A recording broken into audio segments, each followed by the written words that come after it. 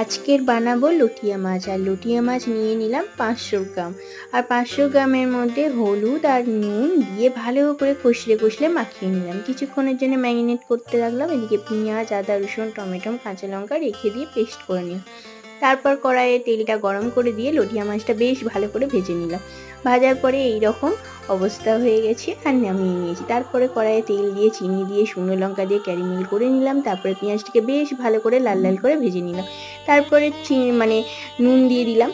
তারপরে নুন দেওয়ার পরে তারপরে এক এক করে মশলাগুলো দিতে থাকলাম, যেমন আদা রসুনের পেস্ট, হলুদ, লঙ্কার গুঁড়ো, জিরে গুঁড়ো, মটন মশলা আর ধনিয়া গুঁড়ো এইসব দিয়ে ভালো করে কষিয়ে মশলাটাকে তেল ছাড়লাম। তারপর আবার লটিয়া মাছটা দিয়ে ভালো করে কষিয়ে নিচ্ছি।